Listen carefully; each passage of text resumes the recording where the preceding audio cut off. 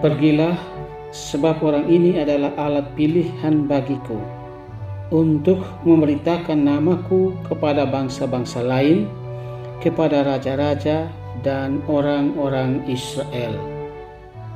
Saudara-saudari terkasih, kita semua tahu salah seorang rasul besar gereja yang bernama Paulus. Ia menjadi rasul amat istimewa. Ia tidak mengalami kebersamaan hidup secara langsung dengan Yesus sebagaimana Petrus dan teman-temannya. Sebelumnya ia bernama Saulus. Kata Saulus berasal dari bahasa Ibrani Saul, yang berarti yang diinginkan atau yang diminta. Perubahan dan pertobatan Saulus menjadi Paulus bermula dari peristiwa yang terjadi dalam perjalanannya dari Yerusalem ke Damsyik. Tuhan sudah menginginkannya. Tuhan menariknya ke dalam.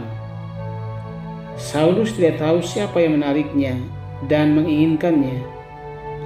Dalam penglihatan itu, ia tahu bahwa orang-orang yang dianiayanya selama ini adalah gambar wajah Yesus dari Nazaret.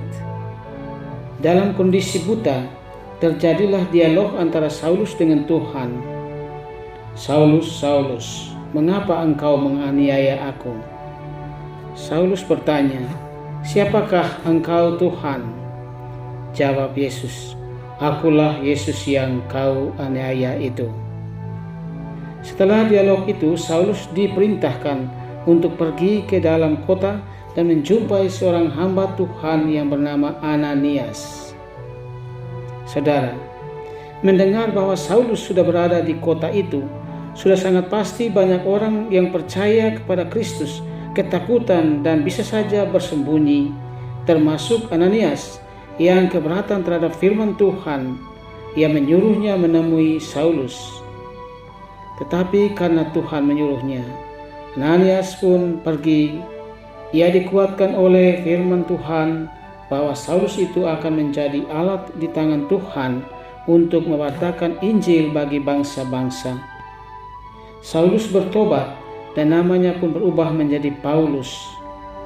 Saulus yang sebelumnya jahat berubah 180 derajat menjadi seorang yang rendah hati sesuai arti namanya yang baru, Paulus.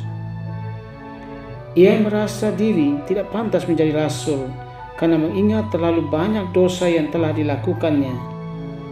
Saudara-saudari terkasih, sabda Tuhan hari ini menyapa dan mengajak kita bahwa tidak pernah ada kata terlambat bagi kita untuk bertobat. Allah selalu menanti kita kembali.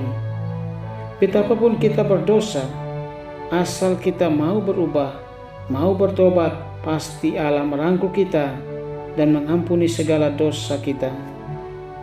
Belajar dari Paulus yang setelah bertobat memberikan kesaksian hidup sebagai orang yang percaya kepada Kristus, maka kita pun hendaknya menjadi saksi kebaikan dalam hidup bersama sebagai buah dari pertobatan itu. Kita tutup keran dosa kita dan membuka lembaran hidup baru dengan semangat mengasihi dalam hidup kita. Semoga kita bisa. Tuhan memberkatimu semua. Amin.